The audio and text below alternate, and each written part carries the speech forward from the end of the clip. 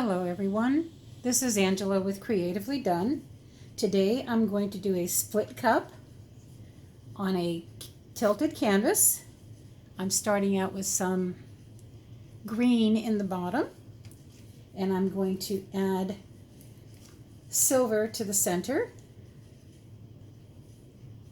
And all of these have been pre-mixed and resting and I still see some bubbles, but we'll just go with it.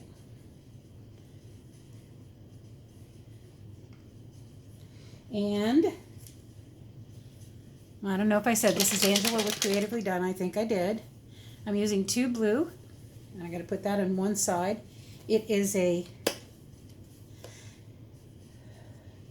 3D printed cup that has 3 different sections, and I'm going to try to keep the colors blue and green on one side and Prussian blue and green on the other. Pour it down the center and try to get like a wing pour. And I'm showing this so I don't forget. You may not be able to see it as well as I can, but I'm going to remember to fill them up evenly this time. The silver has a little less in it because the center seems to come out fastest on these split cups. So we're going to maybe put a little more silver in there. I might have underestimated. I'd rather have too much than not enough, and I have plenty already mixed. I let the paint rest. I'm doing it on a dry canvas, which is a little bit unusual. Now there's just a little bit more in there. Let me let that go. And this is a metallic silver. And I have a little canvas at the bottom to catch some of the overflow, if you can see that down at the very bottom. I don't think you can. I'm trying to keep my camera where you can see where I'm pouring, and I'll pull it back anyway once I start.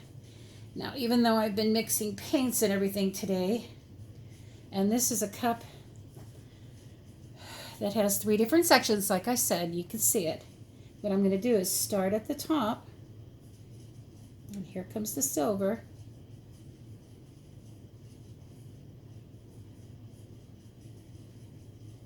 And do a little bit of a wiggle here so we get a little bit more. We shake. Now this is still tilting towards the back, so, and there goes all the paint off onto the other canvas, I hope.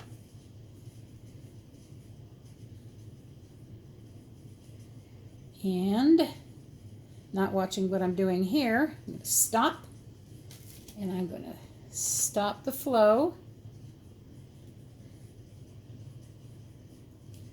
level it out a little bit, see what I've got on the bottom that's dripping onto this other canvas, which I'm trying to do 2 canvases at once, so this should be a riot. There's nothing holding it up.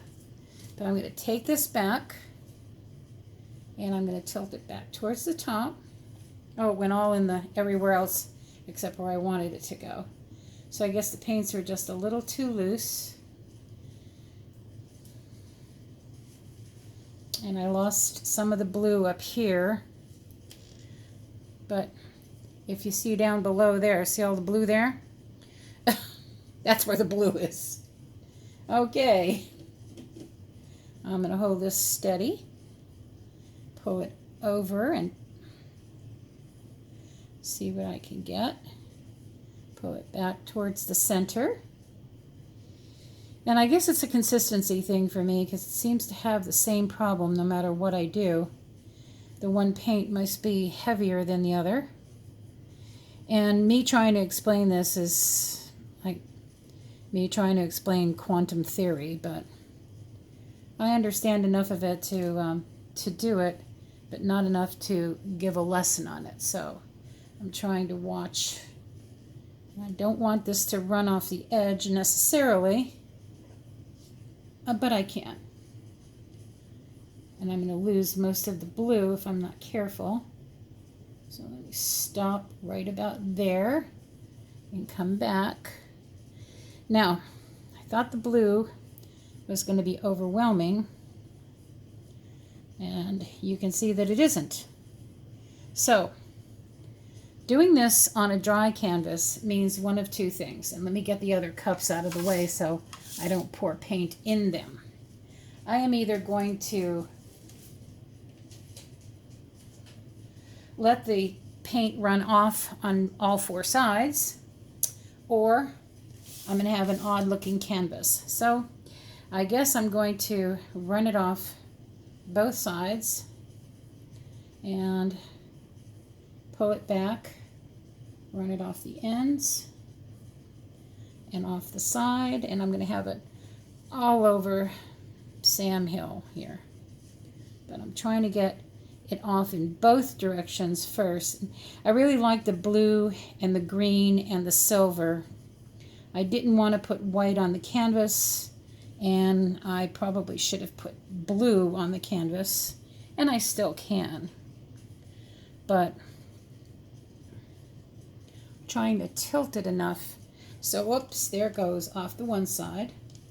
Okay, so now that I've got that running off and all over, I'm just going to come off this edge a little bit more and hold it from the bottom. And now it's going to get all over my hands and all over the table and all over. Let me get this here. It's going in one place. And what we're going to do is just run this one off the canvas on both sides. Oops, I missed a little on this end, and that, well, there's no way to fix that once it pulls off. I'm just going to help it along there so it knows to keep going. Now I'm going to go up to the top. You can still see it on the camera. Try to hold it before I run out of paint.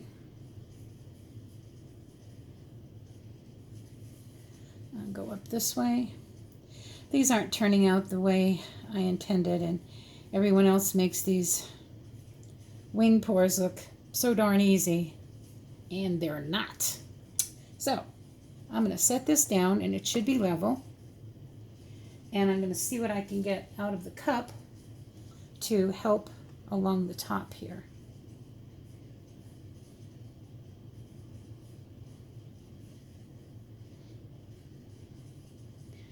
And since there's not enough paint, I'm going to do the "oh, please let there be enough paint" for the very top. Yeah, this is a different way of painting that challenges your mind, your back, and a few other parts of your body, because there's no way to predict, well, for me anyway, there's no way for me to predict where all the color is going to go. Now, what I'm going to try to do is run those edges on, melt them together with what exists, bring it towards so it closes up the white. And if you didn't see this video and you saw the painting, you'd probably like it a whole lot more. But when you see the video and then you go, well, why did she do that? Well, to be honest with you, I don't know. But what I'm going to do is just help it off, take a little bit of the paint and coax it off the side, because it's all the same colors. And all I'm trying to do is cover the edges now so the paint runs over, and then tilt it. For some reason this one has a cookie smell to it for me. Maybe I'm hungry, I don't know. Now underneath, if I move that out of the way, see all the paint on the table? Well, I wish it was up here, and it's not. So I'm going to take this piece of cardboard that I have here, and I am going to encourage it to go back on the canvas. This is now called canvas painting. It's not acrylic pouring, it's acrylic canvas painting. I don't know what to call it. What this is called is covering the canvas is what this is called. And as you can see, I'm almost there. And I'm going to tap along the side and scrape some of it off here so it covers the sides of the painting and my clock and the table and, you know, everything else. Like I said, I'm going to start doing these paintings. I don't even know what to call it, like satire. It's beautiful and it looks great, and I just have some sides to cover, but it's not what most would intend to do. So here goes the finger painting. See the fingers? So here comes the paint. There goes the finger painting. That's why we do this, because there's just little missing spots on the side, and it looks fantastic for color, as far as color goes. I'm going to make sure that that other side is covered. But if you look at the painting and I don't touch it, it has a oceanic look to it.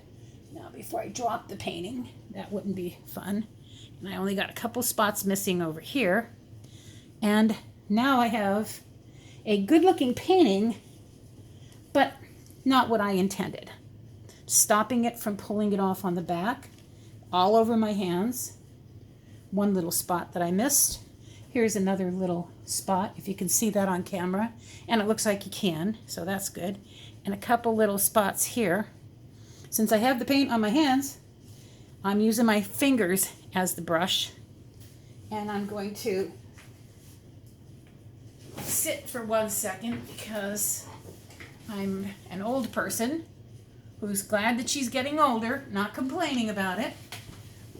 And I also think I sat something on my chair. Oh, just the one little thing here.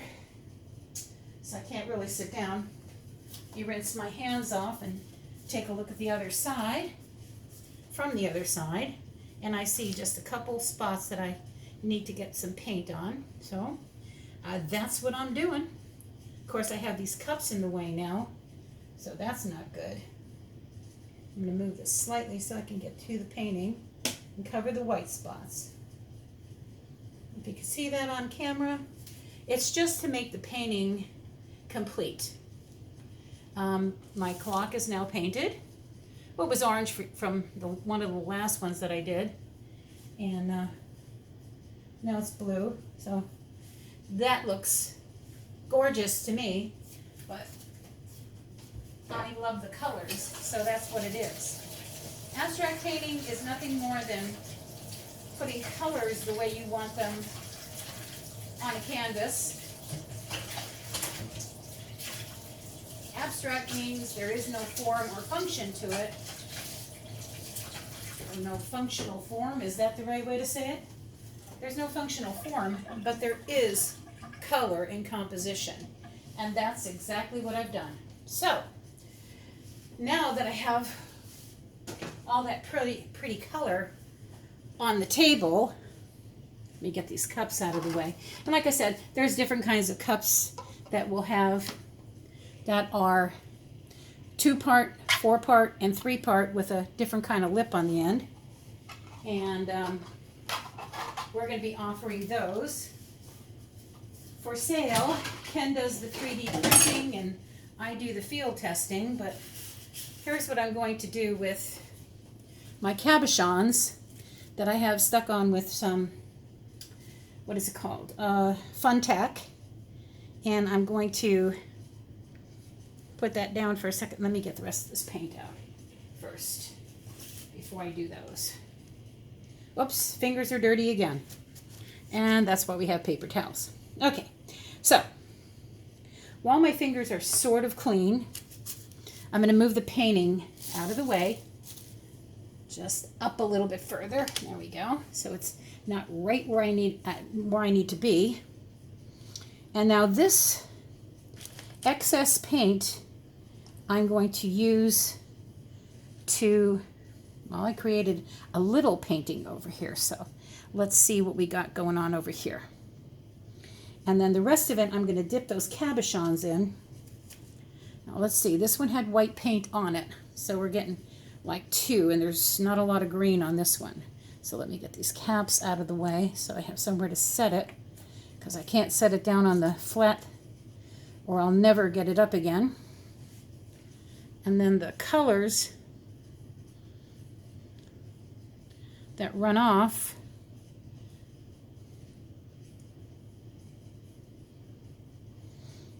I will use the cabochons to make some jewelry with.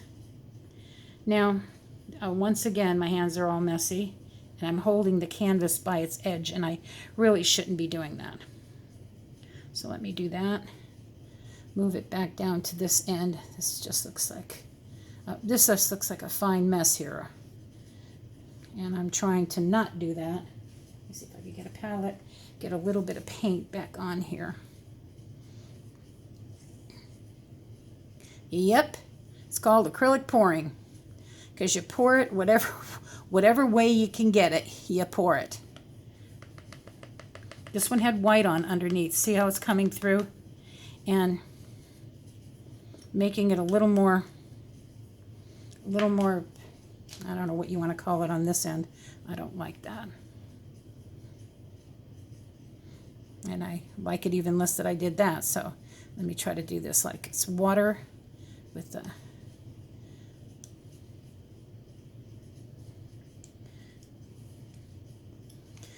it's a palette.